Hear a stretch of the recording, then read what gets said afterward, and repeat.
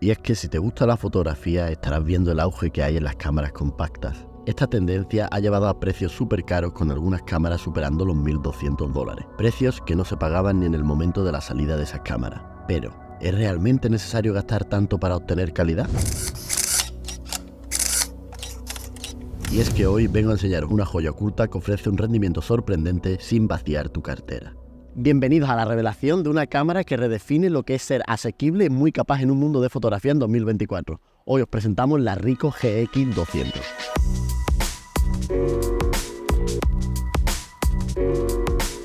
La Ricoh GX200 puede parecer una cámara bastante pequeña, pero que está llena de características y controles manuales incluso en 2024. Así que ahora vamos con algunas de las características. Y bueno, gente, ahora vamos a hablar de algunas de las características de la Ricoh GX200, ¿vale? Una de las primeras características que realmente me gusta de esta cámara, siendo una cámara tan antigua, es que tiene formato RAW. Yo creo que este tipo de cámara, y además tan antigua, si no tiene un formato RAW no merecen la pena, ya que sí, es verdad que Fujifilm, por ejemplo, tiene unos JPG muy buenos, pero en general las cámaras no suelen tener unos JPG que merezcan la pena. Y esta cámara, realmente, si no editas tu foto demasiado bien, no merece la pena. Otra de las cosas que me gusta realmente de esta cámara es que en el equivalente a full frame tiene una distancia focal de 24 a 72 milímetros, lo cual te da una gran variedad de distancias focales para que tú puedas jugar con esta cámara bastante bien.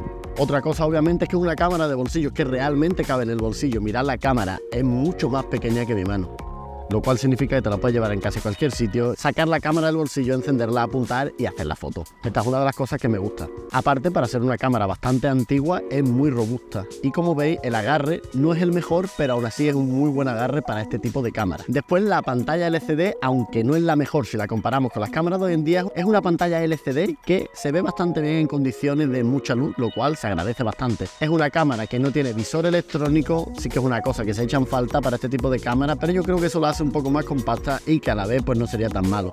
También tiene como un pequeño flash que veis aquí. Sí que es verdad que esta cámara de día el flash pues no va a hacer mucho a contraluz, pero de noche pues te saca de varios apuros.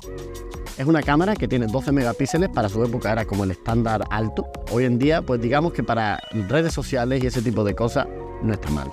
Así que ahora, gente, vámonos con los pros y los contras y después haremos unas pruebas para que veáis si os merece la pena esta cámara a vosotros o no. Y bueno, gente, ahora vamos a ir con los pros y los contras de esta cámara, y como siempre en todos mis vídeos vamos a empezar con los contras. Y bueno, gente, uno de los contras de esta cámara es que si los estás buscando una cámara que sea de fotografía y vídeo híbrida, esta es nuestra cámara. Sí que es verdad que se puede usar en 2024 para fotografía, pero como estaréis viendo ahora aquí que me estoy grabando con la cámara, la calidad de vídeo es no mala, sino es que es malísima. No puedes usar ese vídeo para nada, al menos que lo que estés buscando es como un look de vídeo así vintage antiguo, que no creo que se vaya a usar bastante.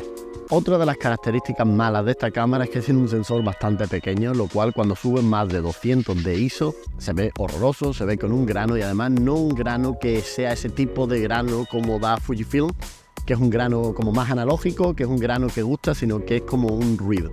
Lo cual es una de las cosas malas de esta cámara. De noche, para fotografías nocturnas, no funciona. Otra de las características que no me gusta nada de esta cámara es la batería. Primero, porque son muy difíciles de encontrar, y segundo, porque duran nada.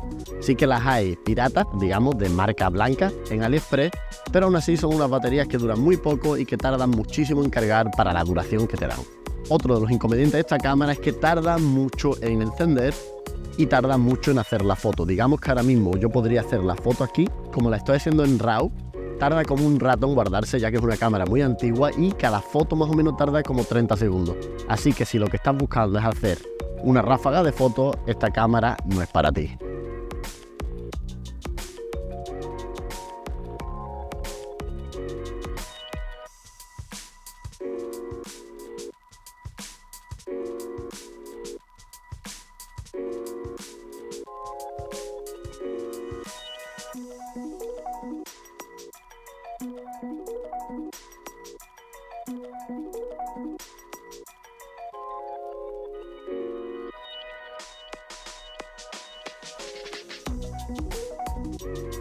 Y bueno, gente, ahora venimos con los pros de esta cámara, y es que la verdad que uno de los pros que más me gustan de esta cámara es el precio, ya que lo puedes encontrar por alrededor de $170. Sí, parece mucho, pero realmente no es tanto si las comparamos con las point and shoot como de Ricoh, las nuevas que han salido, que cuestan casi 900 y $1000. Así que no me parece tan caro para la calidad que ofrece esta cámara.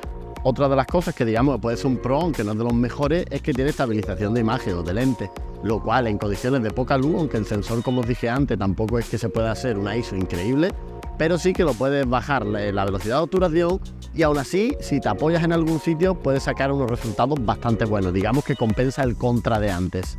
Y el tercer pro, como ya os dije antes, es la portabilidad. Es muy pequeña, la puedes llevar tanto en el bolsillo, la puedes llevar en un bolso, la puedes colgar y es bastante buena para situaciones como, digamos, si te la llevas a un viaje o si te la llevas a sitios donde no te quieras llevar tu cámara profesional buena. Sí que da unos resultados bastante buenos. Otro de los pros es que las fotos se pueden editar bastante, ya que, como dije antes, tiene un formato RAW, lo cual ya sabéis que el formato RAW en Lightroom o en Photoshop os deja editarlo de una manera mucho más amplia que sería un JPG.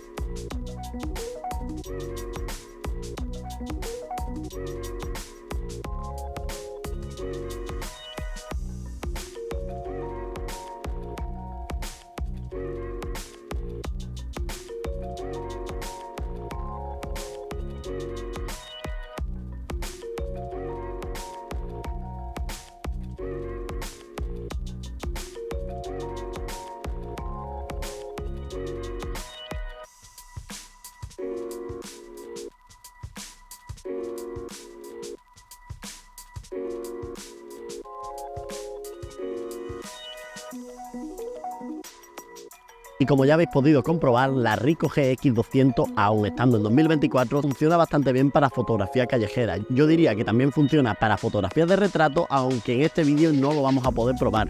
Si os suscribís y le dais bastantes likes, haré otro vídeo con esta cámara simplemente para retrato, para que veáis cómo se desempeña esa cámara en estas condiciones. Y bueno, ¿recomiendo esta cámara para fotógrafos? Pues mira, si te sobra el dinero y quieres tener una cámara que te la puedas llevar a todos sitios, que te guste la fotografía callejera, o simplemente por tener una cámara como hobby porque te gusta coleccionar cámaras, sí, la recomiendo bastante.